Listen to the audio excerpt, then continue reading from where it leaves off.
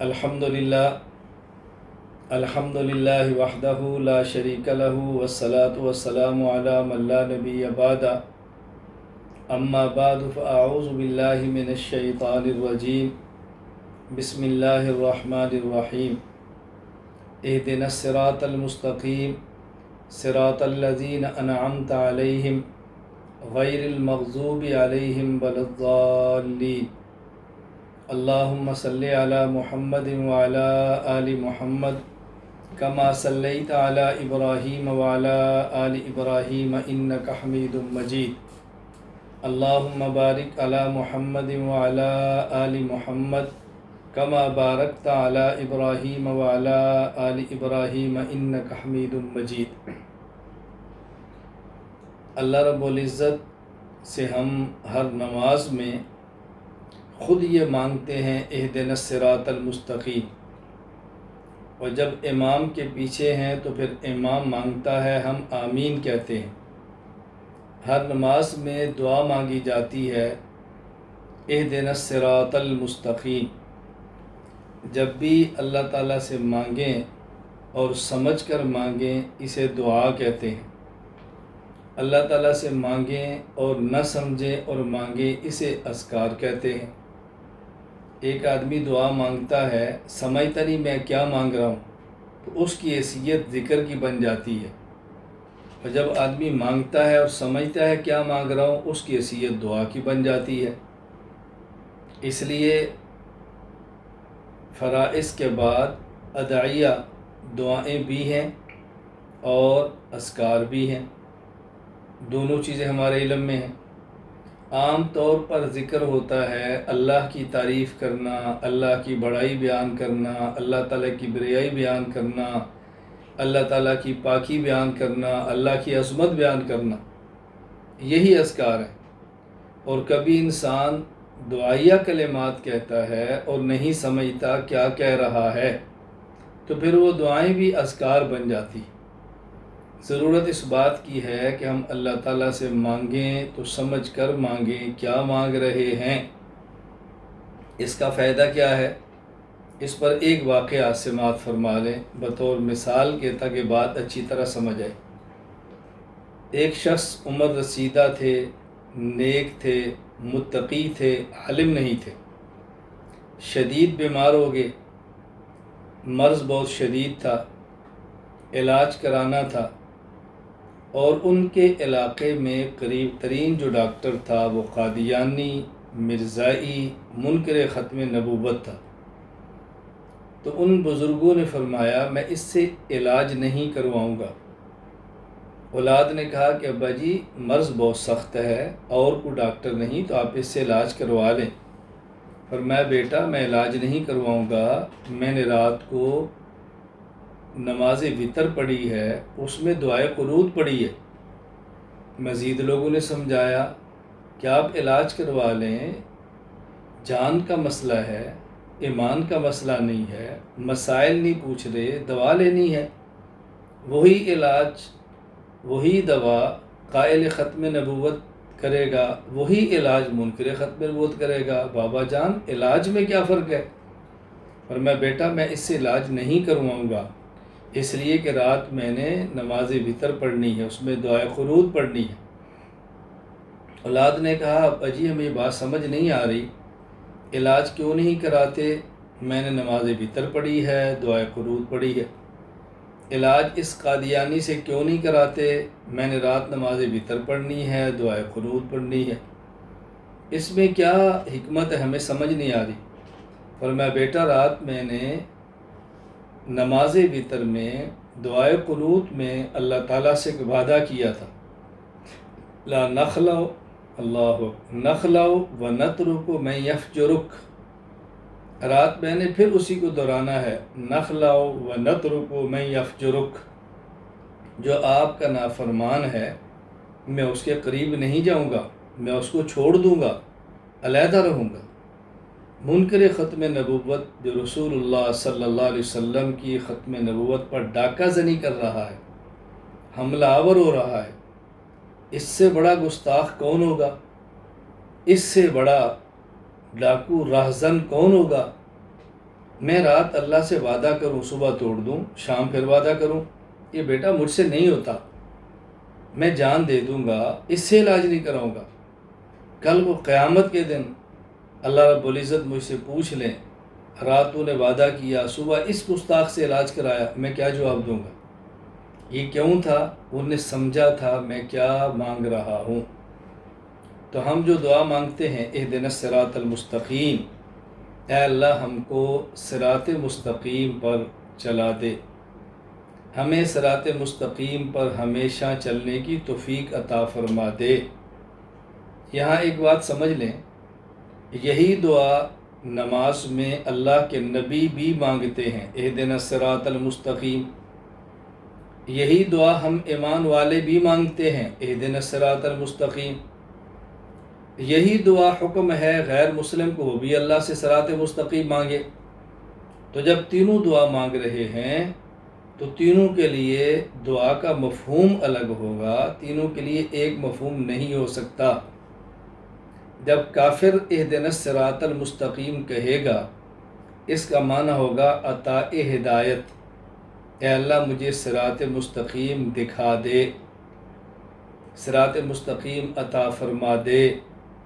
جب مسلمان کہے گا اہدنا الصراط المستقیم، اس کا معنی ہوگا بقاء ہدایت، اے اللہ جو مجھے آپ نے دکھایا ہے، جس پر مجھے آپ نے چلایا ہے، مجھے اس پر باقی بھی رکھ، میرا خاتمہ اسی پر ہو، میں اب اسے ہٹوں نہیں، ثابت قدمی عطا فرما۔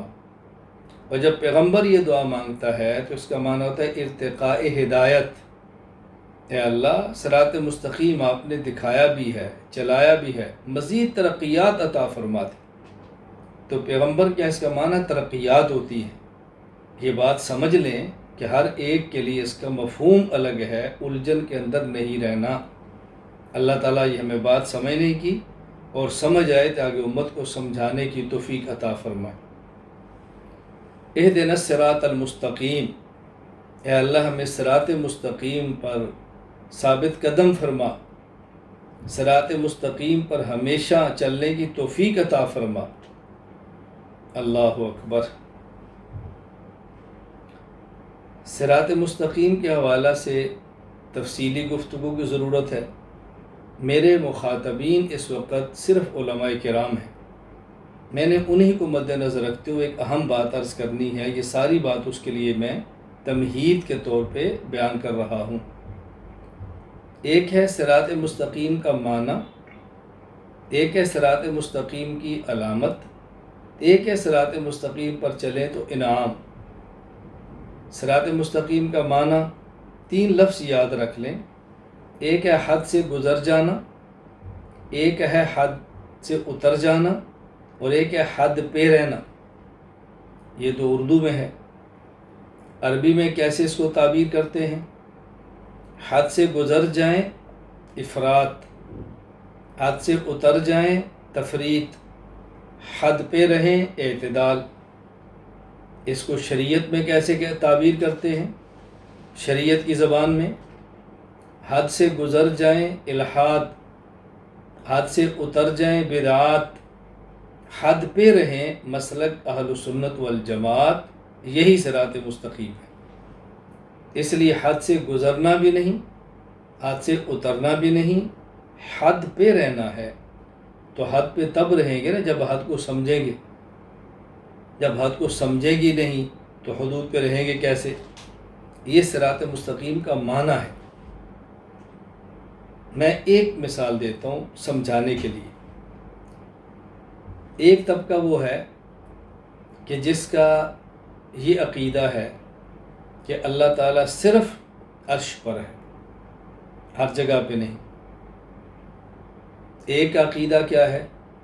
اللہ بھی ہر جگہ پر، اللہ کا نبی بھی ہر جگہ پر۔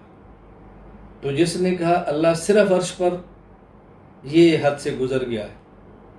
ایک نے کہا اللہ بھی، اللہ کا نبی بھی ہر جگہ پہ، یہ حد سے اتر گیا ہے۔ اور معتدل عقیدہ، اللہ کی ذات ہر جگہ پر، اللہ کے پیغمبر مدینہ منورہ میں حاضر اور ناظر، موجود بلا مکان، بلا جسم، بلا جہت ہونا ہر جگہ، یہ اللہ کی ذات کا خاصہ ہے۔ دوسری مثال، ایک طبقہ یہ کہتا ہے اللہ کے نبی صلی اللہ علیہ وسلم کی قبر پر جاؤ، سلام پیش کرو، نہیں سنتے۔ دوسرا طبقہ، یہاں سے سلام پیش کرو، کسی بھی جگہ سے، ہر جگہ سے، پھر بھی سن لیتے ہیں۔ تو ایک شخص حد سے گزر گیا، الہات، ایک حد سے اتر گیا، بدعات۔ اعتدال والا عقیدہ، پیغمبر پاک کی قبر پہ صلاۃ و سلام پڑھو، اللہ سنا دیتے ہیں، جب دور سے پڑھو اللہ پہنچا دیتے ہیں۔ تیسری مثال سمجھ لیں بطور عقیدہ کے، ایک طبقہ یہ دعویٰ کرتا ہے کہ اللہ کے ولی کی کرامات نہیں ہیں۔ دوسرا طبقہ ولی کی کرامات کو مانتا ہے تو ولی سے مانگنا شروع کر دیتا ہے۔ تو ایک طبقہ ولی کی کرامت کو نہیں مانتا، الہات، حد سے گزر گیا۔ دوسرا ولی کی کرامت کو مان کر ولی سے مانگتا ہے، حد سے اتر گیا، بدعات۔ اعتدال والا عقیدہ، ولی کی کرامت کو مانتے ہیں لیکن ولی سے نہیں، ولی کے خدا سے مانگتے ہیں۔ یہ ہے اعتدال، صراط مستقیم۔ میں اس وقت آپ کی خدمت میں دلائل پیش نہیں کر رہا، صرف وضاحت کر رہا ہوں کہ صراط مستقیم کیا ہے۔ صراط مستقیم کیا ہے؟ تراویح آ رہی ہے، ایک طبقہ 20 رکعت تراویح کو نہیں مانتا، دوسرا طبقہ 20 رکعت تراویح کو مان کر 20 کے بعد اجتماعی دعا پہ بھی لڑ رہا ہے۔ اعتدال، 20 تراویح کو ہم مانتے ہیں لیکن 20 تراویح کے بعد اجتماعی دعا پہ نہیں لڑتے۔ کر لیں گنجائش، نہ کریں گنجائش، نہ کرنا ضروری، نہ کرنا ضروری، ضروری کچھ بھی نہ سمجھیں۔ چلیں بات چل پڑی، میں 5ویں مثال پیش کر کے وطر تعداد پوری کر دوں تاک۔ ایک طبقہ ہے وہ 2 سلام کا انکار کرتا ہے، 2 ہاتھ سے مصافحہ کا انکار کرتا ہے۔ دوسرا طبقہ 2 ہاتھ کا مصافحہ مان کر گھٹنے ٹیک پہ جھکنا شروع کر دیتا ہے۔ تو 2 ہاتھ کے مصافحے کا انکار کر دیں، حد سے گزر گئے ہیں، اور 2 ہاتھ کا مصافحہ مان کے گھٹنے ٹیک کے جھکنا شروع کر دیں تو حد سے اتر گئے ہیں۔ اعتدال، مصافحہ 2 ہاتھ سے ہے، گھٹنے ٹیک کر جھکنے والا نظام نہیں ہے۔ نمبر 1 صراط مستقیم کا معنی۔ نمبر 2 صراط مستقیم کی علامات۔ صراط مستقیم پر چلو، صراط مستقیم پر چلو، اس کی علامت کیا ہے؟ جس راہ پر نبی چلے صراط مستقیم۔ اے اللہ، نبوت کا دروازہ تو بند ہے، جس راستے پر صحابی چلے صراط مستقیم، جب نبی نہیں تو صحابی کہاں سے؟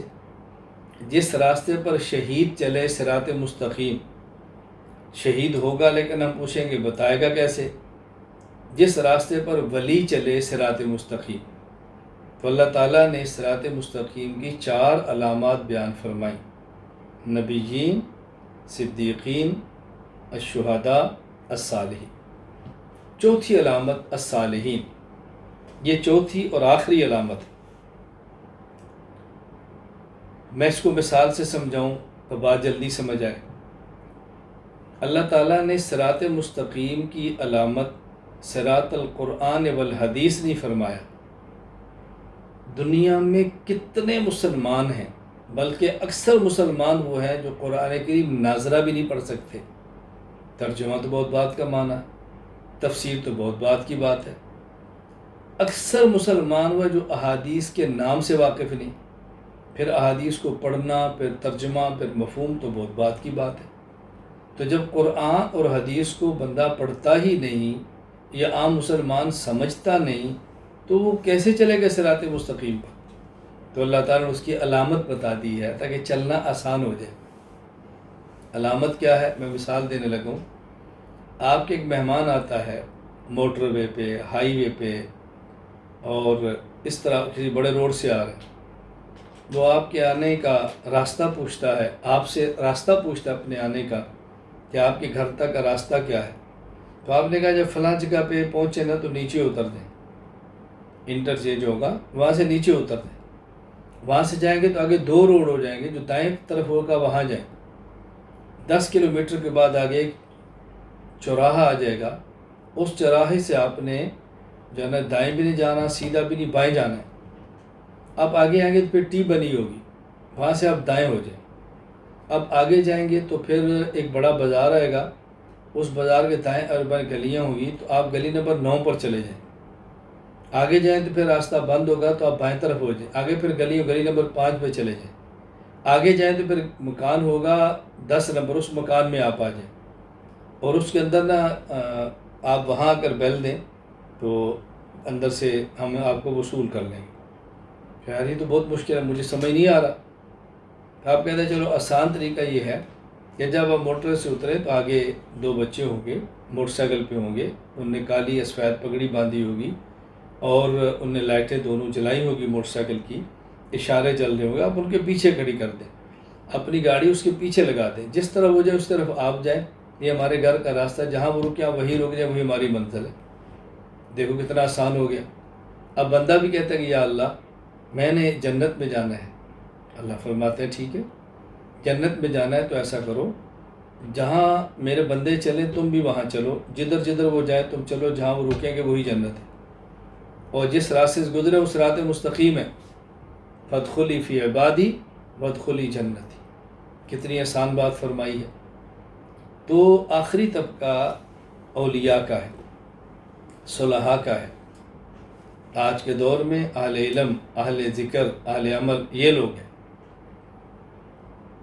یہ صراط مستقیم کی علامات بیان کی ہیں۔ نمبر 3، صراط مستقیم پر چلیں تو انعام کیا ہے؟ دنیا میں جتنے اعمال ہیں اللہ تعالیٰ نے ایک عالم بنایا ہے، عالم امثال۔ ہر عمل کی وہاں ایک شکل اور صورت بن جاتی ہے، اسے عالم امثال کہتے ہیں، اور حشر کے دن ہر عمل کی ایک مثال ہوگی۔ رسول اکرم صلی اللہ علیہ وسلم معراج پہ تشریف لے گئے، آپ اہل علم ہیں، آپ کے علم ہے معراج کا واقعہ۔ آپ اگر مزید عقائد، مسائل، معلومات چاہیں تو میرا 2 گھنٹے کا بیان ہے معراج کے عنوان پہ، آپ اس کو کبھی سماعت فرما لیں، انشاءاللہ آپ کو لطف آ جائے گا۔ معراج کی رات کتنے عقائد اور مسائل سامنے وہ آپ کی خدمت میں پیش کر دی ہم نے۔ رسول اکرم صلی اللہ علیہ وسلم دیکھ رہے ہیں، ایک تنور کی طرح گڑا ہے، ننگی عورتیں اندر ہیں، آگ جل رہی، آگ ان کو اٹھا کے اوپر لاتی ہے، جب منہ کے قریب آتے ہیں پھر نیچے۔ یہ کیا ہے؟ یہ وہ زانی لوگ ہیں۔ تو یہ زنا کی صورت مثالیہ ہے۔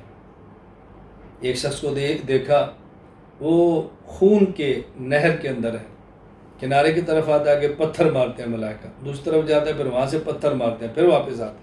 یہ کیا ہے؟ یہ سود خور ہے۔ تو اعمال کی کچھ مثالیں ہیں عالم امثال میں۔ تو یہ دنیا میں ہم صراط مستقیم پر جو چلتے ہیں، صراط مستقیم کی صورت مثالیہ وہ پل صراط ہے۔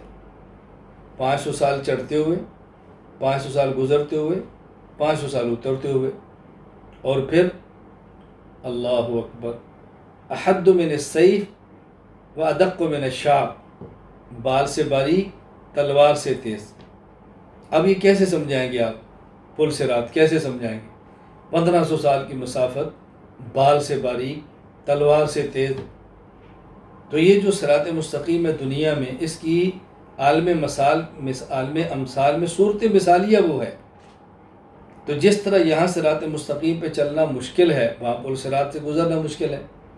تو جو شخص یہاں پہ دائیں اور بائیں فتنوں سے بچ کے سیدھا صراط مستقیم پہ چل جائے گا، اللہ اپنے کرم سے دائیں اور بائیں سے بچا کر سیدھا اس کو پل صراط سے بجلی سے بھی تیز انشاءاللہ گزار دیں گے۔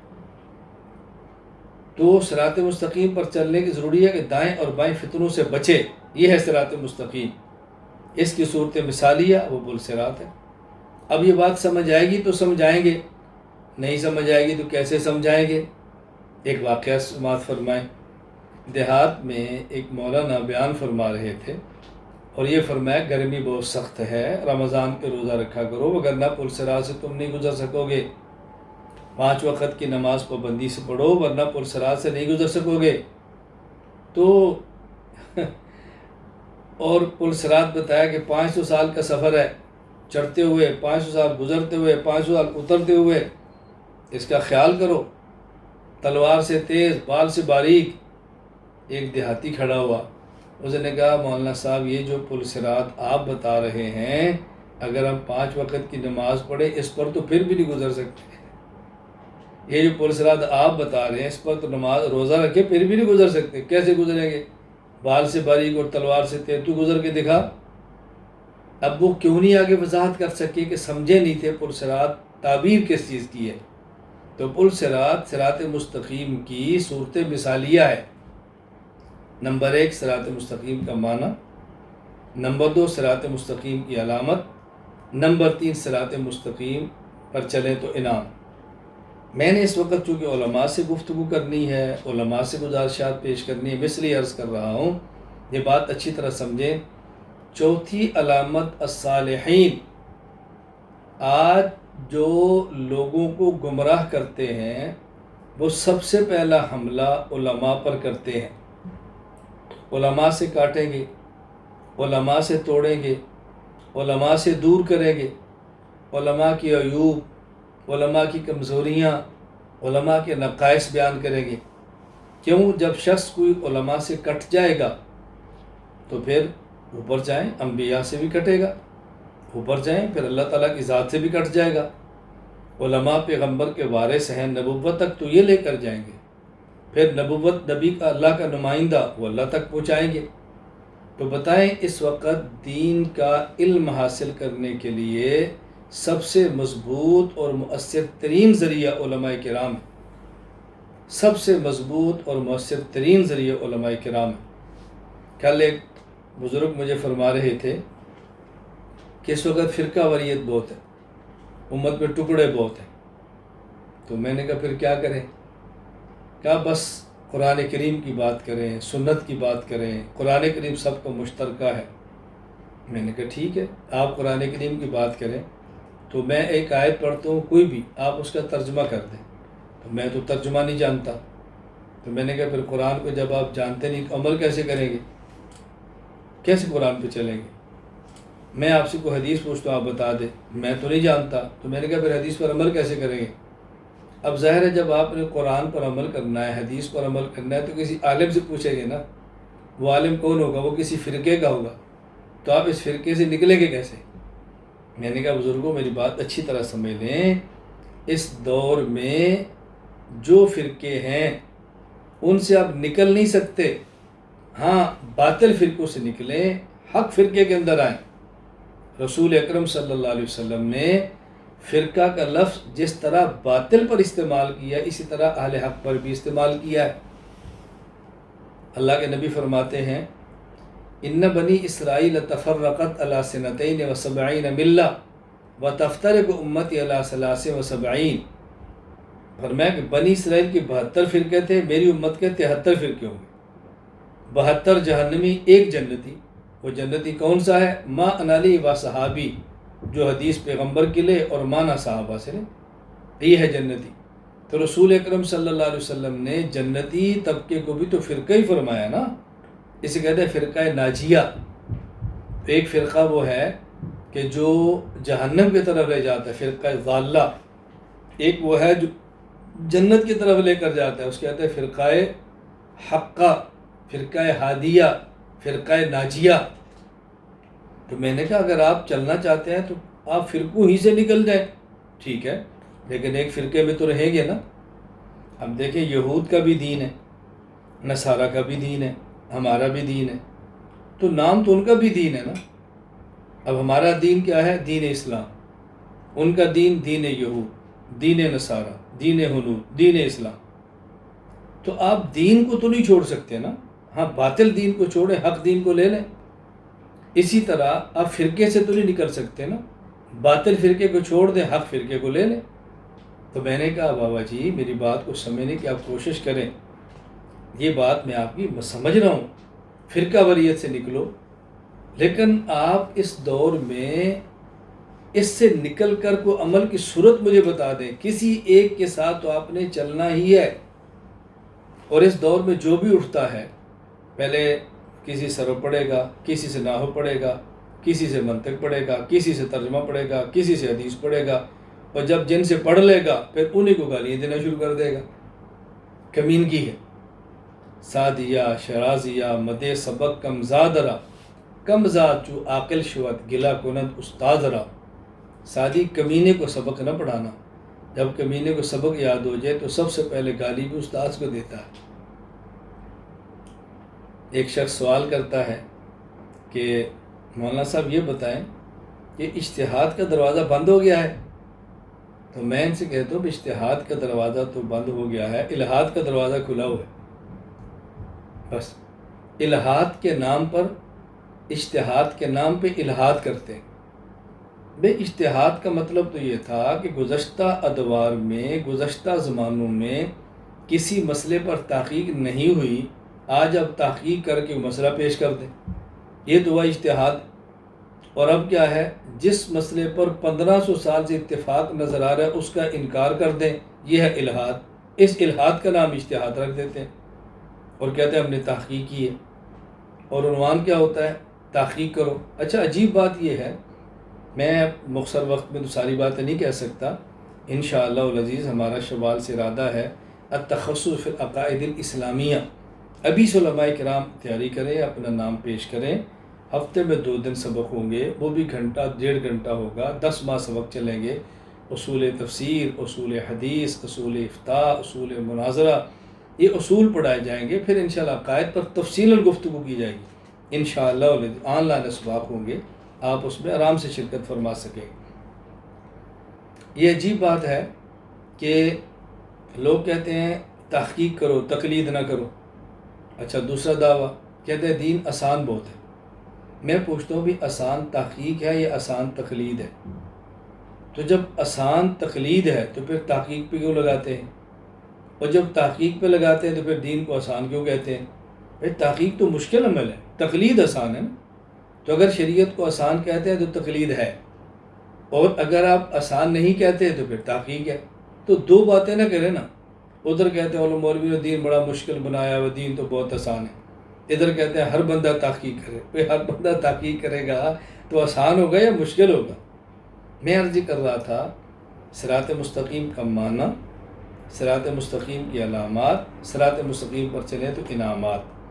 صراط مستقیم کی چوتھی علامت الصالحین، اولیاء، اہل علم، اہل ذکر۔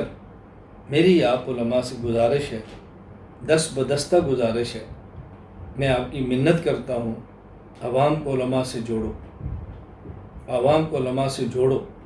کسی عالم کی غیبت نہ کرو، کسی عالم کو برا نہ کہو، کسی عالم کی کمزوری ہو تو بیان مت کرو، اللہ کے لیے ایسی کام کبھی نہ کرو۔ اپنی مساجد میں علماء ہیں، ان کا تعاون کرو، ان کی خدمت کرو، ان کے ساتھ معاملات اچھے رکھو، خیر کی باتیں کرو، اس کا بہت اہتمام کرو۔ ہم نہیں اپنے طبقے کو کھڑا کرنا ہے، ہم ہی اپنے طبقے کی مخالفت کریں تو کام کیسے چلے گا؟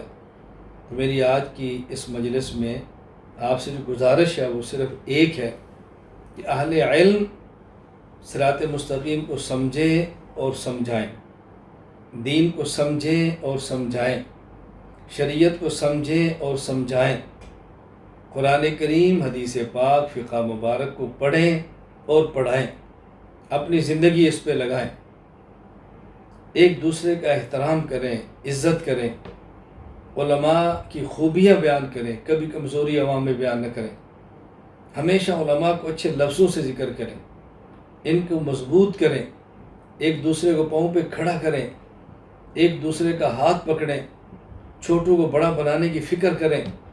اللہ تعالیٰ مجھے بھی توفیق عطا فرمائے، اللہ تعالیٰ آپ کو بھی توفیق عطا فرمائے، اللہ تعالیٰ ہم سب سے راضی ہو جائے، اللہ ہم سب سے مقبول دین کی خدمت لے لے۔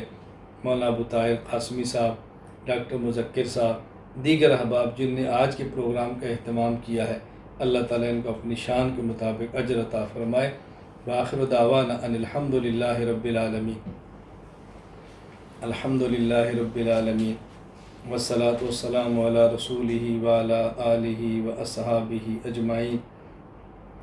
ربنا ظلمنا أنفسنا وإن لم تغفر لنا وترحمنا لنكونن من الخاسرين ربنا لا تزغ قلوبنا بعد إذ هديتنا وهب لنا من لدنك رحمة إنك أنت الوهاب ربنا لا تؤاخذنا إن نسينا أو أخطأنا ربنا ولا تحمل علينا إصرا كما حملته على الذين من قبلنا ربنا ولا تحملنا ما لا طاقة لنا به واعف عنا واغفر لنا وارحمنا أنت مولانا فانصرنا على القوم الكافرين رب اغفر وارحم وأنت خير الراحمين رب اغفر وارحم وأنت خير الراحمين رب اغفر وارحم وأنت خير الراحمين اللهم طهر قلوبنا من النفاق وأعمالنا من الكذب وأعمالنا من الرياء وألسنتنا من الكذب وأعيننا من الخيانة فإنك تعلم خائنة الأعين وما تخفي الصدور اللهم إنا نسألك علما نافعا وعملا صالحا متقبلا ورزقا واسعا طيبا اللهم إنا نعوذ بك من علم لا ينفع ومن قلب لا يخشى ومن نفس لا تشبع اے اللہ ہماری دعاؤں کو اپنے کرم سے قبول فرما اے اللہ ہمیں دین کی مقبول خدمت کے لیے قبول فرما اے اللہ ہمیں ہماری نسلوں کو دین کے لیے قبول فرما اے اللہ ہمارے ساتھ رضا کا فیصلہ فرما دے اے اللہ مقبول بندوں میں شامل فرما علماء حق کے نقش قدم پر چلنے کی توفیق عطا فرما اکابرین کے مسلک ان کے منہج کے مطابق لے کر چلنے کی توفیق عطا فرما یا اللہ اس سلسلے کو جاری و ساری فرما یا اللہ قیامت تک کے لیے ہمارے نام اعمال میں نیک اعمال کا سلسلہ جاری فرما یا اللہ آخرت کی تیاری کی توفیق عطا فرما فکر آخرت عطا فرما خاتمہ بالایمان فرما یا اللہ کریم اپنے کرم سے رضا کا فیصلہ فرما دے جو دعائیں مانگی اپنے کرم سے قبول فرما لے وصلی اللہ تعالی علی رسولی خیر خلقہ محمد وعلی آلہ وصحابہ اجمعین آمین برحمتک یا ارحم الراحمین اے اللہ جو بیمار ہیں ان کو صحت عطا فرما مقروضوں کے قرض ادا فرما اے اللہ ضرورت مندوں کی ضرورتیں پوری فرما اے اللہ برکت والا رزق وسعت کے ساتھ عطا فرما اے اللہ جو حضرات دعاؤں کے خواہش مند اپنے کرم سے ان کی حاجات کو پورا فرما اے اللہ ہم جن کے والدین زندہ ہیں اے اللہ ان کے والدین کو صحت و عافیت اور سلامتی والی زندگی عطا فرما جن کے والدین دنیا سے رخصت چکے ہیں ان کے والدین کی مغفرت فرما درجات کو بلند فرما قبروں کو منور فرما اے اللہ ہماری ماں اور بہنوں بیٹیوں کی عزت کی حفاظت فرما اے اللہ عزت کی حفاظت فرما ماں اور بہنوں بیٹیوں کی عزت کی حفاظت فرما اے اللہ کریم دین کا غم عطا فرما کڑن عطا فرما درد عطا فرما اے اللہ اخلاص عطا فرما اے اللہ کریم شہرت کی لعنت سے بچا ریا کی لعنت سے بچا اے اللہ کریم پوری زندگی تیرے دین کا کام کرتے رہیں اور یا اللہ اخلاص نہ ہونے کی وجہ سے اے اللہ آخرت میں بھی جوتے پڑے اے اللہ تو محفوظ فرما لے اے اللہ کریم تو محفوظ فرما لے اے اللہ کریم محفوظ فرما لے اے اللہ اپنے در کا محتاج بنا کر غیروں سے غنی فرما اے اللہ ہماری ضرورتیں آپ کے علم میں ہیں اپنے کرم سے پوری فرما ہماری حاجات آپ کے علم میں ہیں اپنے کرم سے پوری فرما اے اللہ مسائل آپ کے علم میں ہیں اپنے فضل سے حل فرما جس عالم کا جو مسئلہ ہو اللہ حل فرما دے جس عالم کی جو ضرورت ہو اپنے کرم سے پوری فرما دے جس عالم کی جو بیماری ہو وہ ظاہری ہو یا باطنی ہو اللہ اپنے کرم سے شفا عطا فرما دے اے اللہ کریم اہل علم کے قلوب کو متوجہ فرما دے اہل خیر کے قلوب کو متوجہ فرما دے اے اللہ دنیا بھر کے مسلمانوں کی مدد فرما نصرت فرما اسلامی حکومتوں کی حفاظت فرما مسلمان حکمرانوں کی حفاظت فرما اے اللہ کریم اپنوں اور غیروں کے شر سے محفوظ فرما ماکرین کے مکر سے بچا ناظرین کی نظر بد سے بچا حاسدین کی حسد سے بچا ساحرین کے سحر اور جادو سے بچا اللہ کریم جو دین کی نعمت دی ہے ہماری بدعمالیوں کی وجہ سے ہمیں اس نعمت سے محروم نہ فرمانا اللہ کریم ہم نہ چاہیں تب بھی دین کی خدمت لے لے اے اللہ ہم چاہیں تب بھی گناہوں سے بچا لے اے اللہ کریم اپنی حفاظت میں لے لے اے اللہ اپنی پناہ میں لے لے اے اللہ اپنی پناہ میں لے لے اے اللہ اپنی حفاظت میں لے لے اے اللہ ہمارے جو ساتھی جو علماء جو ہمارے بزرگ اے اللہ ہماری مائیں اور بہنیں کوئی بھی دعا کرانے کی خواہش مند ہیں، ان کا ہم سے رابطہ نہیں، اللہ اپنے کرم سے ان کی دعاؤں کو پورا فرما دے، اللہ اپنے کرم سے ان کی دعاؤں کو پورا فرما دے، اپنے کرم سے ان کی ضرورتوں کو پورا فرما دے۔ اے اللہ پوری دنیا میں ہمارے وہ ساتھی، ہماری مائیں اور بہنیں بیٹیاں، اے اللہ جو ہمارا خیال رکھتے ہیں، اپنے کرم سے ان کے لیے تو کافی ہو جا۔ اے اللہ ان کو برکتیں دے دے، اے اللہ کریم ان کے لیے تو کافی ہو جا، اے اللہ تو ان کے لیے کافی ہو جا۔ اے اللہ کریم اپنے کرم سے سب کو خوشیاں دے دے، اللہ تو سب کو راحتیں دے دے، یا اللہ تو سب کو عزتیں دے دے۔ اے اللہ کریم ہماری ضرورتیں ہم سے زیادہ تو آپ جانتے ہیں، ہماری حاجات ہم سے زیادہ تو آپ جانتے ہیں۔ اے اللہ کریم اپنے کرم سے ساری حاجات کو پورا فرما دے۔ یا حی یا قیوم برحمتک نستغیث، یا حی یا قیوم برحمتک نستغیث، یا حی یا قیوم برحمتک نستغیث۔ لا الہ الا انت الحلیم الکریم، سبحان اللہ رب العرش العظیم، الحمد للہ رب العالمین، نسألک موجبات رحمتک وعزائم مغفرتک والغنیمت من کل بر والسلامت من کل اسم، لا تدع لنا ذنبا الا غفرتا ولا ہما الا فرجتا ولا دینا الا قضیتا ولا حاجة من حوائج دنیا والآخرہ ویا لک رضا الا قضیتا یا ارحم الراحمین۔ اے اللہ ہماری خلوت کو جلوت سے اچھا بنا دے، اے اللہ جلوت کو خلوت سے اچھا بنا دے، اے اللہ خلوت کے گناہوں سے ہماری حفاظت فرما لے، یا اللہ باہر نکلیں تو گناہوں سے بچنا آسان ہوتا ہے، اے اللہ لوگوں کی وجہ سے، لوگوں کی شرم کی وجہ سے، اے اللہ خلوت میں بچنا مشکل ہوتا ہے، تو خلوت میں گناہوں سے اپنے خوف کی وجہ سے بچا لے، اللہ اپنی محبت کی وجہ سے بچا لے۔ اللہ کریم اپنا خوف ایسا عطا فرما جو ہمارے گناہوں اور ہمارے درمیان حائل ہو جائے، اللہ ایسی محبت عطا فرما جو اغیار کی محبت پہ غالب آ جائے۔ اے اللہ کریم ہمارے دلوں میں ہمارے گھر والوں کی ایسی محبت ڈال دے کہ اللہ کریم ہمارے دلوں میں ہمارے گھر والوں کی ایسی محبت ایسی ڈال دے کہ غیروں کی طرف کبھی نگاہ ہی نہ اٹھے، اے اللہ غیروں کی طرف کبھی نگاہ ہی نہ اٹھے۔ اللہ پاک محبت عطا فرما، حیا والی محبت عطا فرما، شرم والی محبت عطا فرما۔